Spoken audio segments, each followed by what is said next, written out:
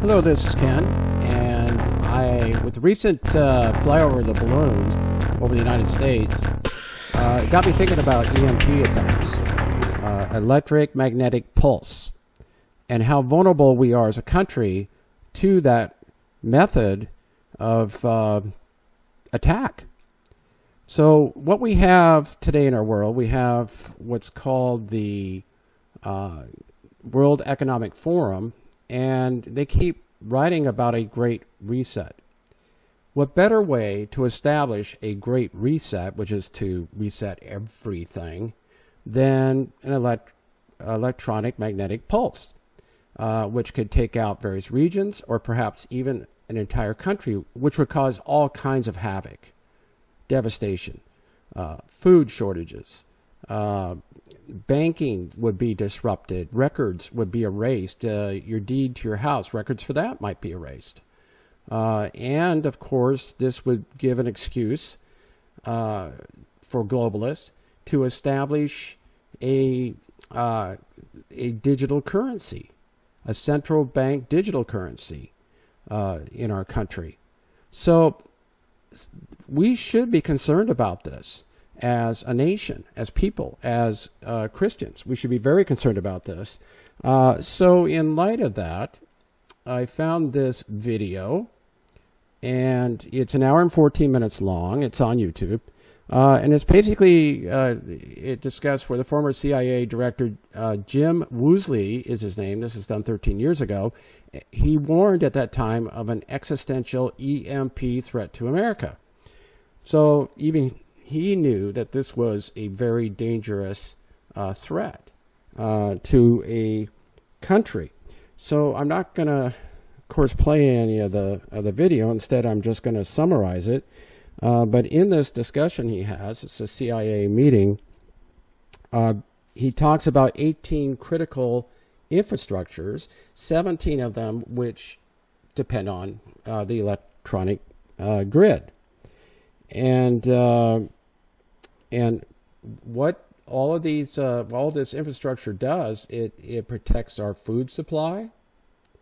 It protects our water. We need electricity to get water sent to us, and of course, we all use the internet. So an EMP would affect all of these things. He talks about in this video that there are giant alternating current transformers. There's about 3,000 of them, or a little more, in our country. And he says that most of these, or all of them actually, are manufactured in foreign countries, in North Europe, in South Korea.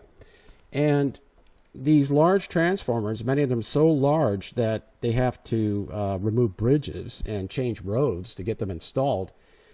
If they supply most our power, and yet they're only protected by cyclone fences. They're pretty vulnerable, aren't they? Not only to people shooting at them, as has happened here in the past, but especially to an EMP attack. So we're getting the point here.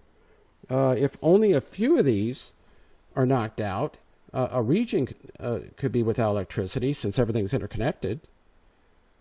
And if all of them are knocked out by an EMP, it's estimated, according to a recent Epoch Times article that I read, that anywhere from 70 to 90% of a country's population could be wiped out in a year because we're so dependent on this grid. Now, he also says in this video that there are certain agencies that are supposed to be looking out after this. There's the Department of Energy, but they have a small staff. There's the Federal Energy Regulatory Commission. They manage some of this in some respects to security. But then there's also what's called NERC, N-E-R-C, the North American Electricity Reliability Corporation. And they're the most responsible, and they work together with Homeland Security. Well, anyway, it is something to think about, something to really think about as a nation, as a people, to really think about it. Now, what can we do as Christians? Of course, the main thing we should do is pray. We should depend on God. God talks about in the book of Revelation, there's going to be a global government. It's going to happen. But how are they going to establish that? Well, that's why I'm doing this video. It's something to think about. But the main thing we can do is pray. We can also call our representatives. We can also store food and prepare for any kind of a catastrophe. But the main thing is to pray. So with that in mind, I think I'm going to sign off, but think about it. Think about our vulnerability to an EMP attack. With that in mind, God bless.